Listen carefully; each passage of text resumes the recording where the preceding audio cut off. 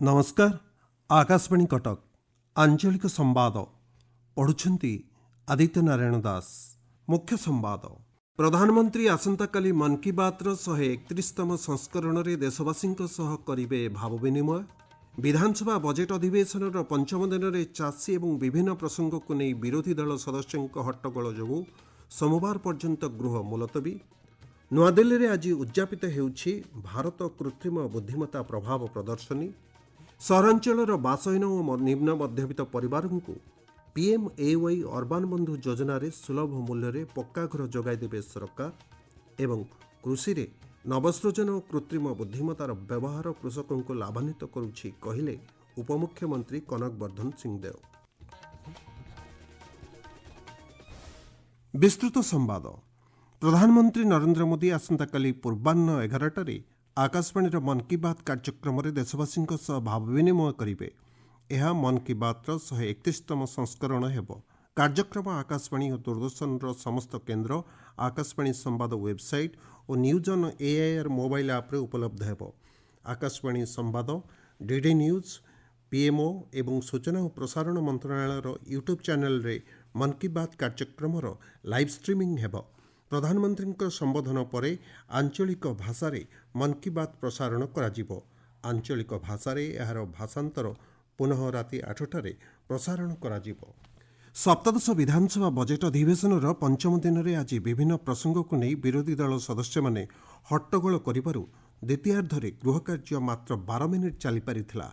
परिस्थिति रे सुधार न आसिबारु उपबाचस्पति भवानी शंकर भोई गृह को सोमवार पूर्वाह्न 10:30 पर्यंत मुलतवी रखिछंती।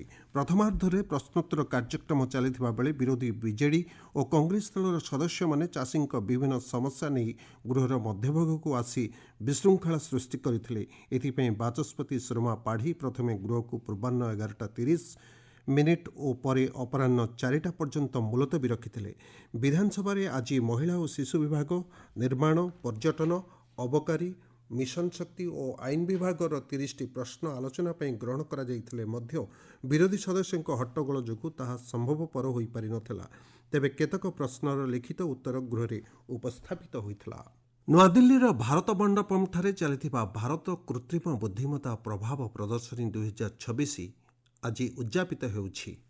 100 अधिक देशर प्रतिनिधि, नवसृजनकारी, उद्योगी एवं नीति निर्धारक एथिरे एकत्रित होइछन्ति। कार्यक्रम अंशग्रहणकारी सकारात्मक प्रतिक्रिया देखा मिली। प्रदर्शनी को 5 लाख अधिक लोक परिदर्शन करिसेंति। प्रदर्शनी अवसर में विभिन्न आलोचना और कर्मशाला अनुष्ठित होइछि। भारत एआई प्रभाव सम्मेलनी एवं प्रदर्शनीर सफल आयोजन विश्व कृत्रिम बुद्धिमत्ता क्षेत्र में नवसृजन, सहयोग और दायित्वपूर्ण प्रजुक्ति विद्या विकास पई एक प्रमुख केन्द्र भाव भारतर स्थिति को सुदृढ़ करिछि। राज्य में आसंता एप्रिल मास पहलू स्वतंत्र सघन भोटर तालिका संशोधन अभियान एसआईआर आरंभ होब। ए संपर्क में राज्य मुख्य निर्वाचन अधिकारी आर संथ गोपालन सूचना देइछन्ति। 2002 एसआईआर तालिका विवरणी जांच करी जणाइबा से हिताधिकारी माननकु कहिछन्ति। वर्तमान मैपिंग जारी रहिछि बोली श्री गोपालन कहिछन्ति। स्वच्छ और त्रुटिमुक्त भोटर तालिका प्रस्तुत पई स्वतंत्र सघन संशोधन कार्यक्रम आरंभ करा जाउछि। निर्वाचन आयोग गत 19 तारिख में स्वतंत्र भोटर तालिका संशोधन प्रक्रिया संपर्कित प्रस्तुति कार्य संपन्न करने लगी ओडिशा समेत 22टी राज्य और केन्द्रशासित अंचलर मुख्य निर्वाचन अधिकारी माननकु निर्देश देइथिले। सूचनायोग्य वर्तमान देशर 12टी राज्य और केन्द्रशासित अंचल में स्वतंत्र भोटर तालिका संशोधन प्रक्रिया जारी रही। आपण माने आंचलिक संवाद शुणुछंती आकाशवाणी कटक केन्द्र। राज्यर सहरांचल में बसवास करुवा बासहीन और निम्न मध्यवित्त परिवार को सुलभ मूल्य रे पक्का घर जोगाई देबा पई राज्य सरकार पीएमएवाई अर्बान बंधु पदक्षेप ग्रहण करिसेंति। 2026-27 आर्थिक बजेट रे प्रधानमंत्री आवास योजना सहरांचल सफल रूपायन को अधिक त्वरान्वित करबा पई पीएमएवाई अर्बान बंधु पाई स्वतंत्र पांठर बेबराद करा जाइछि। कार्यक्रम माध्यम मुख्यतः आर्थिक अनग्रसर श्रेणी एवं सहरांचल भूमिहीन परिवार गुड़ी को स्वतंत्र सहायता प्रदान करने सह सेमानंक पई आवास सुविधा सुनिश्चित करा जिवो। कार्यक्रम संपर्क में अतिरिक्त मुख्य शासन सचिव उषा पाढ़ी कहिसेंति प्रतिवर्ष एथिपई 50 ଏକର ଜମି ଚିହ୍ନଟ କରାଯିବ, ଯାହାଫଳରେ ଆର୍ଥିକ ସ୍ତରରେ ପଛୁଆ ବର୍ଗର ପରିବାରଙ୍କୁ ଗୃହ ଯୋଗାଣ ପ୍ରକ୍ରିୟା ତ୍ୱରାନ୍ୱିତ ହେବ ଏବଂ ସହରାଞ୍ଚଳରେ ପକ୍କା ଘର ସୀମା ବୃଦ୍ଧି ପାଇବ। ଚଳିତ ଆର୍ଥିକ ବର୍ଷ ବଜେଟ୍ରେ 120 କୋଟି ଟଙ୍କାର ବ୍ୟୟବରାଦକୁ ମୁଖ୍ୟମନ୍ତ୍ରୀ ମଞ୍ଜୁରୀ ପ୍ରଦାନ କରିଛନ୍ତି। ବିକଶିତ ଓଡ଼ିଶା ପରିକଳ୍ପନା ଅନୁଯାୟୀ 2029 ସୁଦ୍ଧା 90% ପରିବାରକୁ ପକ୍କା ଘର ଯୋଗାଇ ଦେବାକୁ ସରକାର ଲକ୍ଷ୍ୟ ଧାର୍ଯ୍ୟ କରିଛନ୍ତି ବୋଲି ଶ୍ରୀମତୀ ପାଢ଼ୀ କହିଛନ୍ତି। କୃଷିରେ ନବସୃଜନ ଏବଂ କୃତ୍ରିମ ବୁଦ୍ଧିମତ୍ତାର ବ୍ୟବହାର କୃଷକମାନଙ୍କୁ ଫସଲର ଆଗୁଆ ସୂଚନା ପ୍ରଦାନ କରି ଲାଭାନ୍ୱିତ କରିବାରେ ସହାୟକ ହେବ ବୋଲି ଉପମୁଖ୍ୟମନ୍ତ୍ରୀ କନକ ବର୍ଦ୍ଧନ ସିଂହଦେଓ କହିଛନ୍ତି। ଭୁବନେଶ୍ୱର ଲୋକସେବା ଭବନରେ ଏ ସମ୍ପର୍କିତ ଏକ କାର୍ଯ୍ୟକ୍ରମରେ ଯୋଗଦେଇ ଶ୍ରୀ ସିଂହଦେଓ କହିଛନ୍ତି, ଓଡ଼ିଶା ବଜେଟ୍ରେ କୃଷି ଓ ଆନୁଷଙ୍ଗିକ କ୍ଷେତ୍ରରେ ପୂର୍ବବର୍ଷ ତୁଳନାରେ 12.3% ବୃଦ୍ଧି ପାଇଛି। କୃଷକ ଓ କୃଷି କାର୍ଯ୍ୟକୁ ଅଧିକ ଲାଭାନ୍ୱିତ କରିବା ପାଇଁ ସରକାର ପ୍ରତିଶ୍ରୁତିବଦ୍ଧ। ରାଜ୍ୟରେ ଡିଜିଟାଲ ଶସ୍ୟ ସର୍ଭେ ଉପଗ୍ରହ ମାଧ୍ୟମରେ କରାଯାଉଛି। ସମୟ ସହ ତାଳ ଦେଇ ଏହି କ୍ଷେତ୍ରରେ ବିଭିନ୍ନ ନବସୃଜନ ଓ ନୂତନ ପନ୍ଥା ଆପଣେଇ ଲାଭ ପାଇବା ଉପରେ ଉପମୁଖ୍ୟମନ୍ତ୍ରୀ ଗୁରୁତ୍ୱାରୋପ କରିଛନ୍ତି। ସାଇବର ଅପରାଧ ଉପରେ ଅଙ୍କୁଶ ଲଗାଇବା ପାଇଁ ଅପରେସନ୍ ସାଇବର କବଚ ମାଧ୍ୟମରେ ଓଡ଼ିଶା ପୁଲିସ୍ ପକ୍ଷରୁ ବିଭିନ୍ନ ପଦକ୍ଷେପ ଗ୍ରହଣ କରାଯାଉଛି। ପୁଲିସ୍ ମହାନିର୍ଦ୍ଦେଶକ ଯୋଗେଶ ବାହାଦୁର ଖୁରାନିଆଙ୍କ ନିର୍ଦ୍ଦେଶକ୍ରମେ ଏହି ବିଶେଷ ଅଭିଯାନକୁ ତ୍ୱରାନ୍ୱିତ କରାଯାଉଛି। ଅପରେସନ୍ ସାଇବର କବଚ ଅଧୀନରେ ଏ ପର୍ଯ୍ୟନ୍ତ ସମଗ୍ର ରାଜ୍ୟରେ ମୋଟ 2067ଟି ବେନାମୀ ବ୍ୟାଙ୍କ ଆକାଉଣ୍ଟ ଯାଞ୍ଚ କରାଯାଇଛି। ଏହାସହ ମାମଲାରେ ସମ୍ପୃକ୍ତ 146 ଜଣ ଅଭିଯୁକ୍ତଙ୍କୁ ଗିରଫ କରାଯାଇଛି। ରାଜ୍ୟର ସାଧାରଣ ଲୋକଙ୍କ ଡିଜିଟାଲ ସୁରକ୍ଷା ସୁନିଶ୍ଚିତ କରିବା ପାଇଁ ଓଡ଼ିଶା ପୁଲିସ୍ ସଦାସର୍ବଦା ଦୃଢ଼ ସଂକଳ୍ପବଦ୍ଧ। ସାଇବର ଅପରାଧୀଙ୍କ ଆର୍ଥିକ କାରବାରକୁ ସମ୍ପୂର୍ଣ୍ଣ ରୂପେ ବନ୍ଦ କରିବା ପାଇଁ ଏହି ଅଭିଯାନକୁ ଆଗାମୀ ଦିନରେ ଆହୁରି ବ୍ୟାପକ କରାଯିବ ବୋଲି ପୁଲିସ୍ ମହାନିର୍ଦ୍ଦେଶକ ଶ୍ରୀ ଖୁରାନିଆ କହିଛନ୍ତି।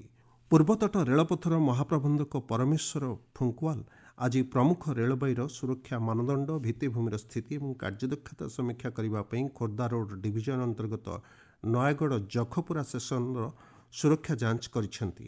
ଏହା ନୟାଗଡ଼ର ରେଳ ଷ୍ଟେସନରୁ ଆରମ୍ଭ ହୋଇଥିବା ବେଳେ ମହାପ୍ରବନ୍ଧକ ପ୍ଲାଟଫର୍ମ ପରିଚାଳନାରେ ତ୍ରୁଟିର ସୁଧାର, ଯାତ୍ରୀ ସୁବିଧା ସମେତ ଷ୍ଟେସନ ଏବଂ ୟାର୍ଡର ବିଭିନ୍ନ ବ୍ୟବସ୍ଥାର ସମୀକ୍ଷା କରିଥିଲେ। ଏଥିସହିତ ଶ୍ରୀ ଫୁଙ୍କୱାଲ କେନ୍ଦୁଝରଗଡ଼ ହରିଚନ୍ଦନପୁର ରେଳ ଷ୍ଟେସନରେ ଯାତ୍ରୀ ସୁବିଧା ଓ ଅନ୍ୟାନ୍ୟ ବ୍ୟବସ୍ଥା ଉପରେ ମଧ୍ୟ ବିସ୍ତୃତ ଭାବେ ସମୀକ୍ଷା କରିଥିଲେ। ବୌଦ୍ଧ ଜିଲ୍ଲାପାଳଙ୍କ କାର୍ଯ୍ୟାଳୟରେ ଜିଲ୍ଲା ଜରୁରୀକାଳୀନ ବିଭାଗ ପକ୍ଷରୁ ଗ୍ରୀଷ୍ମ ପ୍ରବାହର ମୁକାବିଲା ନିମନ୍ତେ ପ୍ରାକ୍ ପ୍ରସ୍ତୁତି ବୈଠକ ଅନୁଷ୍ଠିତ ହୋଇଯାଇଛି।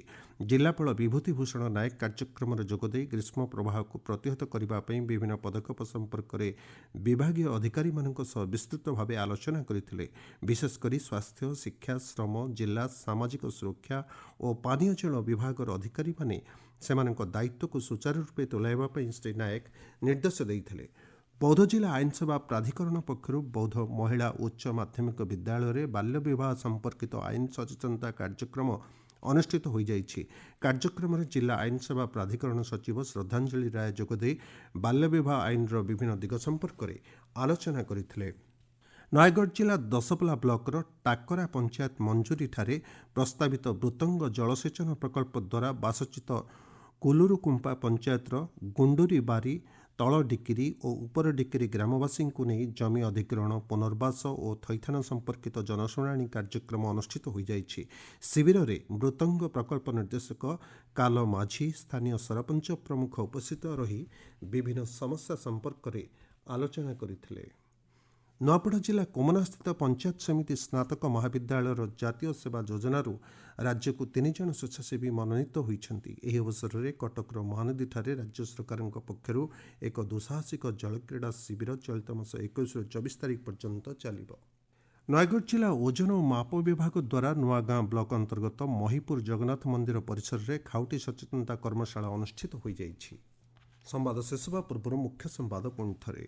ପ୍ରଧାନମନ୍ତ୍ରୀ ଆସନ୍ତାକାଲି ମନ୍ କି ବାତ୍ର 131ତମ ସଂସ୍କରଣରେ ଦେଶବାସୀଙ୍କ ସହ କରିବେ ଭାବ ବିନିମୟ।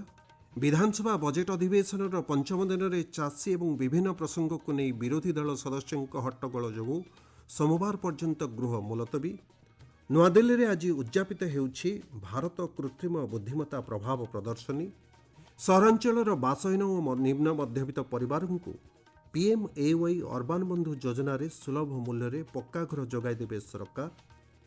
ଏବଂ କୃଷିରେ ନବସୃଜନ ଓ କୃତ୍ରିମ ବୁଦ୍ଧିମତ୍ତାର ବ୍ୟବହାର କୃଷକଙ୍କୁ ଲାଭାନ୍ୱିତ କରୁଛି କହିଲେ ଉପମୁଖ୍ୟମନ୍ତ୍ରୀ କନକ ବର୍ଦ୍ଧନ ସିଂହଦେଓ।